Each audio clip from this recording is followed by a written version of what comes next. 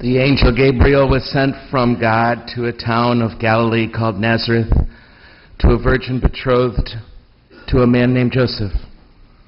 Her name was Mary.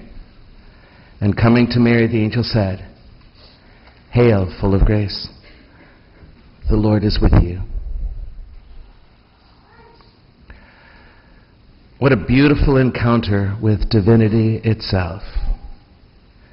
And what a powerful statement.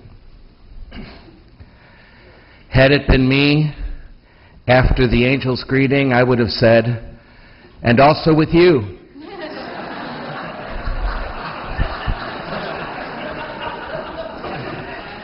Instead of, like I just did after Phil greeted us with just those words.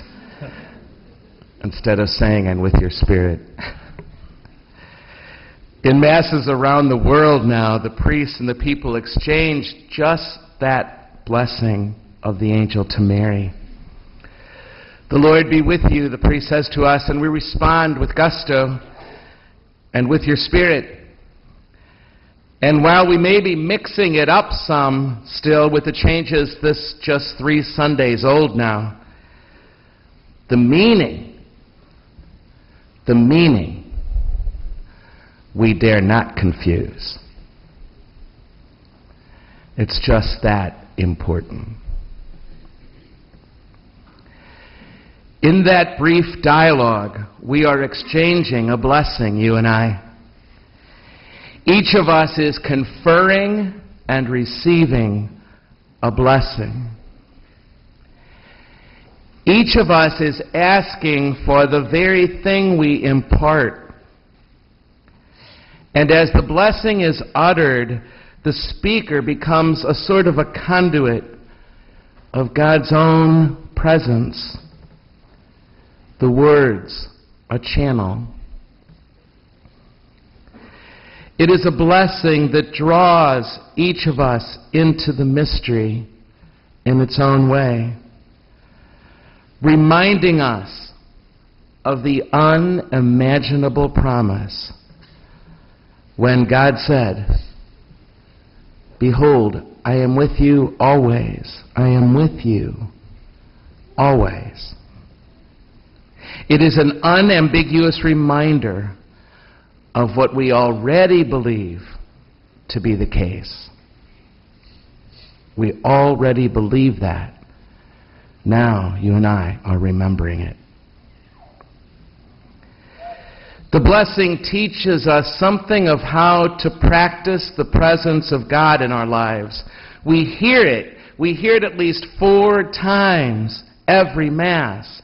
And Mass after Mass after Mass we celebrate together, so that we can learn how to live in that presence, expectantly, trying not to be afraid, learning how to hope, even as we abide in that presence, so intimate, so sure, so safe. Because the one we pray may be with us is already with us. And the rest of our lives, you and I, are unpacking that blessing. We're discovering just how true that really is, and that it will always be true, always. We say, "The Lord be with you," and that is as if to say, God is with us. We are enfolded in that presence, like a baby in the womb of some of the women pregnant here this morning, who are pregnant themselves and have enfolded that little unborn child in their own flesh.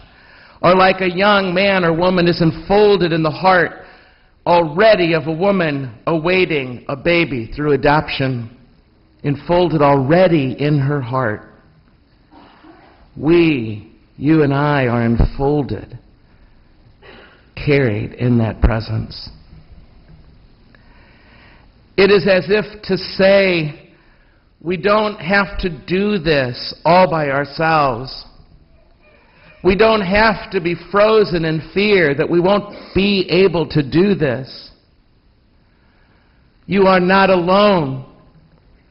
In whatever this is, you are not alone. It is as if to say that that breathtaking in-between place, in between what is and what is still to come, is full of presence already for us. And that you and I are invited to trust that that's true. Trust it, an act of trust that God is with us now. It is as if to say that when you and I are fearing the unknown, like a pregnant woman is constantly confronted in the immediacy of her pregnancy with that unknowing. How much will it hurt? How awful will it be? Will I be ready when it comes? How will my life change? Will the baby be healthy? We are reminded that while we might not know, there is one who does know. This spiritual practice of the Mass and this holy exchange that happens within every Mass happens again and again to undergird and to nourish our own spiritual lives and to carry us through those times of not knowing. And I'm old enough to know now, and so are many of you, that when you look back over your life, always how true it was. How true it was when you knew the least sometimes. God was there. God was there the whole time. He was with us all along in all those darknesses and all those fears. God was present. When I was most afraid, that I was most alone, I began to see that I was never really alone.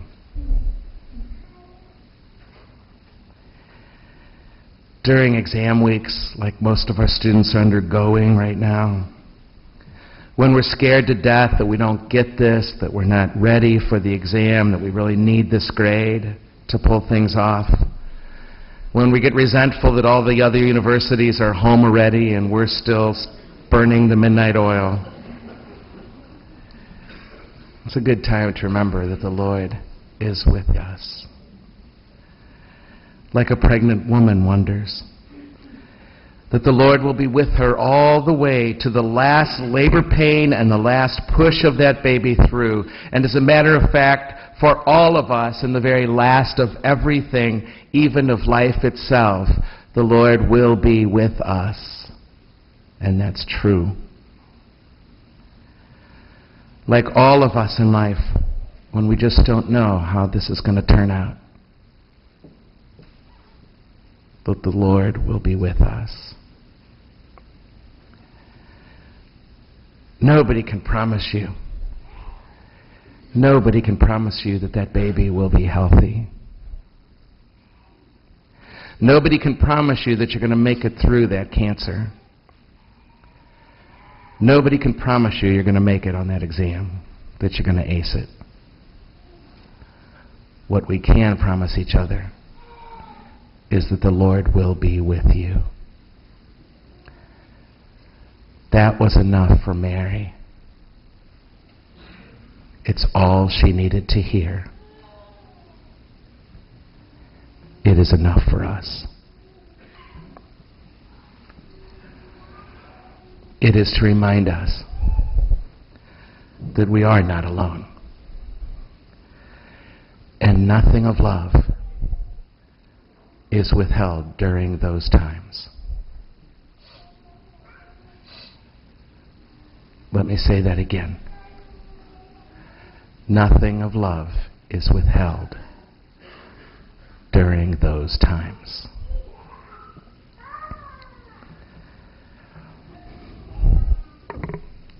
In Sunday liturgies all over the world now, priests and people exchange the familiar blessing. The Lord be with you, says the priest. And with your spirit, we attempt to respond. Now, granted, a little more self-consciously than ever. And you know, perhaps given what's going on in the world and in our own lives, all the stresses out there and in here, maybe it's never been more necessary to hear and to remember. And maybe it's even good that we're thinking about it a little bit more. And so, in the words of the angel to Mary, let me just say, the Lord is with you.